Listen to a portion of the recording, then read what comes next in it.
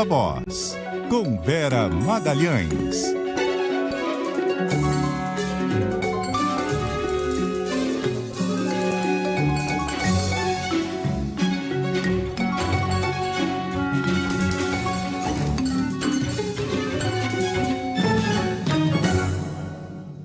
Oi, Vera, boa noite, tudo bem? Oi, Carol, boa noite, Muniz, ouvintes e também quem nos assiste. Oi, Vera, boa noite. Vera, vamos começar falando do retorno de Marta Suplicy ao PT. Parece que está tudo alinhavado, né? Falta só oficializar, mas a Marta aceitou a sondagem do Lula para ser a vice do Guilherme Boulos na disputa pela Prefeitura de São Paulo. Só que, como nada é simples na política brasileira, ela é secretária do atual prefeito Ricardo Nunes, adversário político, possivelmente nesse pleito aí do Guilherme Boulos, e o Nunes deve se reunir com a Marta para demiti-la hoje. Que situação, hein? Que situação, Carol. Consta que estejam reunidos exatamente agora. O prefeito foi pego de surpresa com toda essa articulação, chegou a ficar em negação em relação à possibilidade dela aceitar o convite do Lula. Ele se fiou por muito tempo na crença de que ela seria leal a ele, de que permaneceria ao seu lado, permaneceria no governo e poderia até ser vice na chapa dele, sinal de que ele foi realmente, pegou no contrapé e que a Marta não conversou com ele detidamente a respeito dessas articulações que começaram ainda no ano passado, lá por volta de outubro, novembro, e evoluíram até que ontem, lá antes dos atos alusivos ao 8 de janeiro, o Lula se reuniu com ela, fizeram ali um aperto de mãos que foi devidamente fotografado, então ali já estava evidente que foi selado algum acordo, porque estava o marido da Marta, o Márcio Toledo, estava o Rui Falcão, que é presidente da CCJ da Câmara e foi um dos principais homens fortes do governo Marta quando ela foi prefeita de São Paulo pelo PT e era o petista talvez mais próximo a ela no período em que ela esteve no partido. Então, tudo alinhavado para que ela volte ao PT depois de, aí são 8 anos. Ela deixou a sigla em 2015, depois votou a favor do impeachment de Dilma Rousseff. Ela era senadora da República na votação do impeachment, se filiou ao MDB, foi candidata a prefeita pelo MDB, tendo o André Matarazzo, que era tucano, e depois foi para o PSD como seu vice. Depois foi secretária do Bruno Covas, chegou a ser filiada ao Solidariedade, do Paulinho da Força. Então, uma trajetória bastante errática, essa a descrita pela Marta Suplicy desde que ela deixou o PT. Ela sempre foi ali uma admiradora do Lula, então em todas as restrições que ela fez ao PT, ela sempre excetuava o Lula, sempre poupava o Lula, mesmo das críticas mais duras que ela fez à corrupção e a outras acusações que havia contra o PT. Se reaproximaram mais ainda ao longo dos anos Bolsonaro. Ela teve um papel na articulação que levou a chapa Lula-Alckmin. Alguns dos jantares entre Lula e Alckmin se deram no apartamento de Márcio Toledo, marido da Marta. E aí essa proximidade foi maior, ela chegou a ajudar ao acordo com a Simone Tebet no segundo turno, também promoveu um jantar em que a Simone esteve. Então ela vem fazendo esse movimento e aí o Lula teve essa ideia, uma ideia que parte do princípio de que é preciso suavizar a imagem do Guilherme Boulos. E ele, como um conhecedor ali do eleitorado de esquerda, do eleitorado de São Paulo, entendeu que era preciso ter alguém que tirasse a pecha de um radical do Boulos. E por isso ele busca uma pessoa que já foi prefeita, que foi muito bem avaliada, que tem políticas públicas consolidadas na cidade, para fazer esse mix e tentar dar uma amenizada na imagem de radical, que certamente será o trunfo principal dos adversários do Boulos. Agora, Vera, essa movimentação não pode ser também um pouco arriscada para a própria Marta, para o PT, porque você trouxe todo esse histórico dela, né, de ter se distanciado do partido, agora está ensaiando esse retorno. Não tem um risco de rejeição aí na base petista e até com o eleitorado mais de centro, quando ela faz todo esse movimento de vai e volta? Certamente tem, Muniz, porque a pessoa, quando ela sai do PT, que é um partido com uma identidade muito forte para o bem e para o mal, se você fizer qualquer pesquisa, o partido mais admirado vai ser sempre o PT. E o mais odiado vai ser sempre o PT. Então, é porque é um partido que tem, de fato, uma identidade muito clara. Para um petista, você sair do PT é uma traição suprema. E para um não petista, se você sai do PT, não importa, porque você vai sempre continuar sendo petista. Então, ela viveu muito esse dilema e é uma espécie de chaga que acompanha todo mundo que sai do PT. É difícil alguém que sai do PT se eleger para uma carreira numa via própria ali, fica sempre estigmatizado como ex-petista. Então, ela viveu isso na pele, não conseguiu ser eleita de novo prefeita da cidade, mesmo com o legado que ela tinha, e aí acabou se associando ao PSDB e agora mais recentemente ao MDB, porque ela entrou primeiro na gestão do Bruno Covas e depois do Ricardo Nunes. Então vai ter que ser uma construção. Como ela vai fazer essa construção? Ela já tem um discurso entabulado para isso. Ela vai dizer que sim, que estava no governo do Ricardo Nunes, que acreditava em algumas políticas que ele estava implementando, mas que para ela uma nota de corte, um ponto de não retorno é o fato dele desejar ter o apoio do Jair Bolsonaro na eleição. Que isso ela não coaduna e, de fato, ela nunca escondeu as críticas muito severas e muito duras que ela tem ao bolsonarismo. Então, essa associação de Ricardo Nunes com o bolsonarismo dá a ela o discurso para a saída. Mas, por que não o fez antes? Não é de hoje que o Ricardo Nunes está flertando com o apoio do Bolsonaro, é de muito tempo. Então, se isso para ela era um ponto de não conciliação, ela deveria ter entregado o seu cargo lá atrás. Esse é um problema e essa é uma contradição que vão ser cobrados dela. O prefeito também tem razão de se sentir traído, porque um cargo de secretário é um cargo de primeiro escalão, então, portanto, é um cargo de máxima confiança. Se alguém entabula esse tipo de negociação, que requer ali muita conversa, a sua revelia sem lhe informar, isso é sim uma traição de confiança. Então aí todo mundo tem os seus motivos para ficar meio com o pé atrás. Vamos ver como o eleitor, né, que é esse que no fim todas essas entabulações visam, como ele vai entender, como ele vai digerir essa aliança. A gente vai se lembrar, parecia impossível alguém conseguir vender a aliança Lula-Alckmin. E ela aconteceu e os petistas hoje chamam o Alckmin de companheiro. Então, não é impossível que a Marta seja readmitida no seio petista, ainda que alguns torçam o nariz para ela. Mas vai ter de ser uma construção muito bem feita em termos políticos e em termos de comunicação. Vera, você acha que a eleição em São Paulo vai ganhando contornos aí mais definidos, a despeito de faltar tanto tempo, porque a gente tem a chapa Boulos-Marta praticamente fechada, a Tabata Amaral já tinha anunciado o apresentador José Luiz da Atena como seu potencial vice. A gente sabe que o da Atena tem um histórico aí de dizer que vai e acaba não indo, né?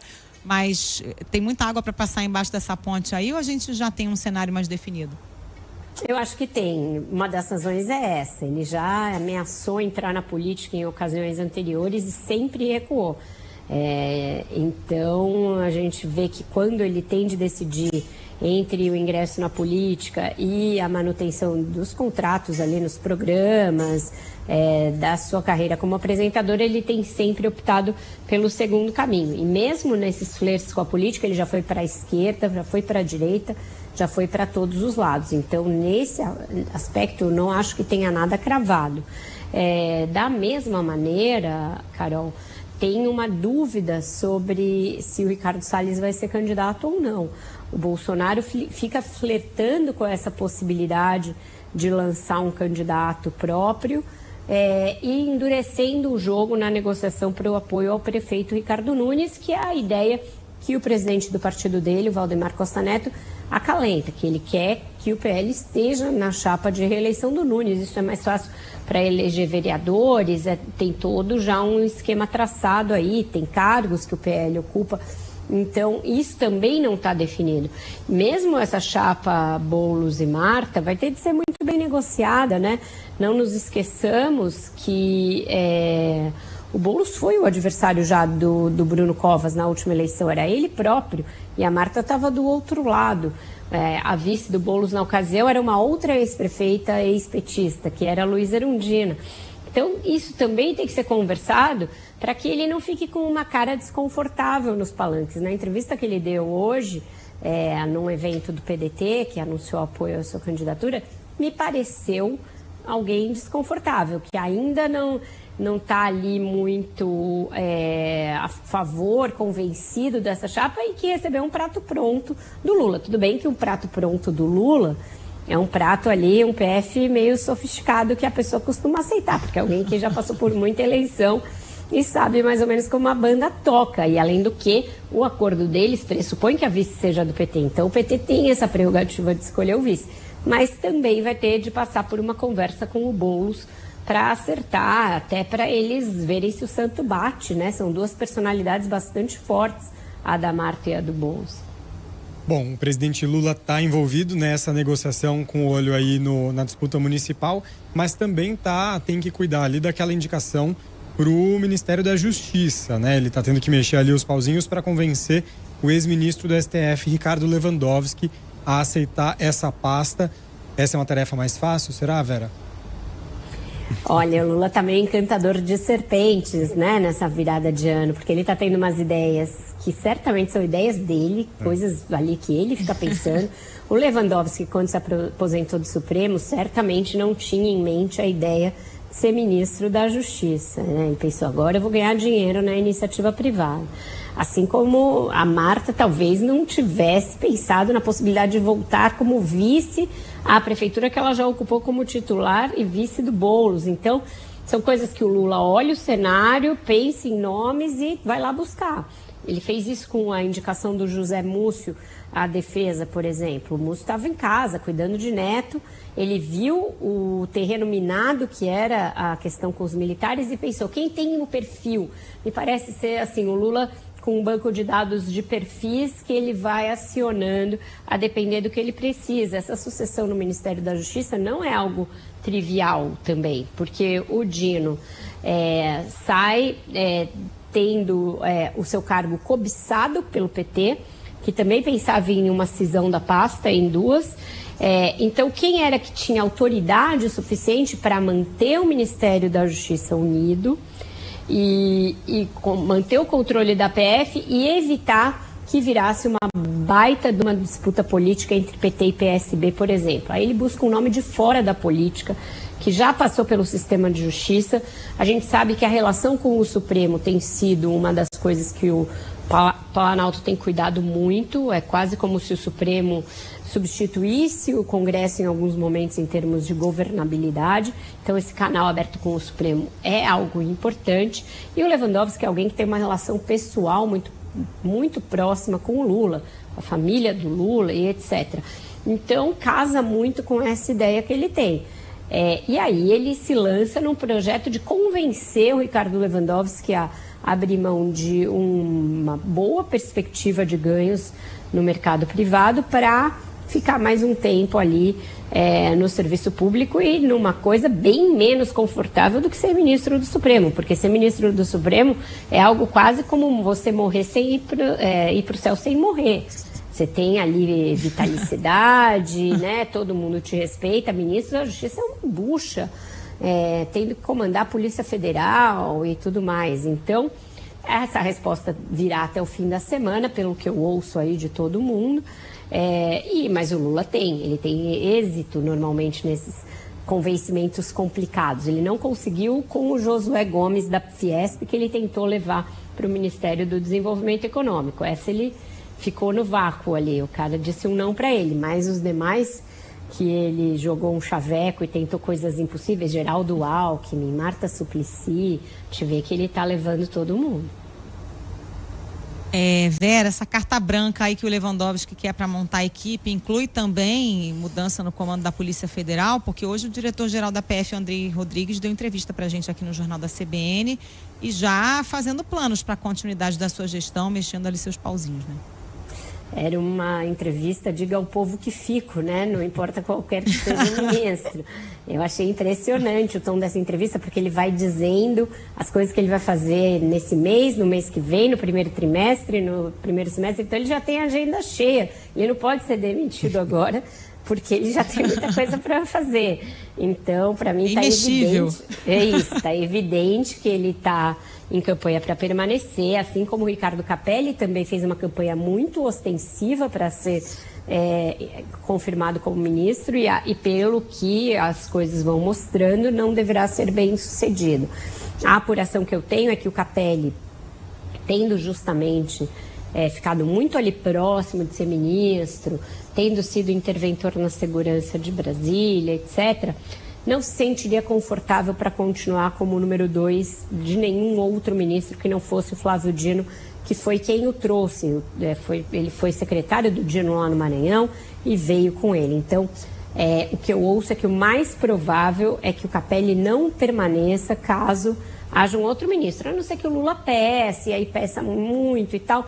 Mas se o Lewandowski pediu carta branca, ele também deve ter em mente trazer pessoas que trabalharam com ele no Supremo, pessoas que atuaram com ele na USP, alunos, etc. O Márcio Thomas Bastos levou muita gente do seu escritório, levou muita gente de São Paulo quando foi o ministro da Justiça. O Lewandowski, por exemplo, é muito próximo do Manuel Carlos, que foi o seu braço direito no Supremo, chegou a ser secretário de imprensa do Supremo na gestão dele na presidência, hoje está na CSN, por um cargo executivo, mas que é alguém que ainda é muito próximo do Lewandowski, que foi seu aluno e é muito próximo dele. Então, a gente pode cogitar aí de outros nomes, mas me parece que na PF não se mexe.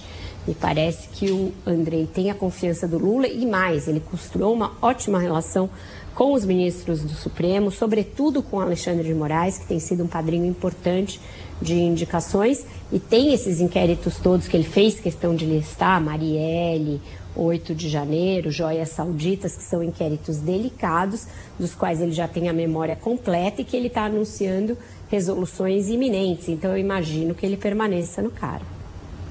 Vera, mudando aí um pouco de assunto, falando sobre agora sobre aquela reoneração da folha de pagamento, né? A gente passou do 8 de janeiro, então parece que o ano começou para valer lá em Brasília, porque mesmo durante o recesso teve reunião de líderes hoje para tratar dessa MP da reoneração da folha de pagamento dos 17 setores da economia. O que ficou decidido, hein? Já tem aí um rumo que a gente pode esperar sobre isso?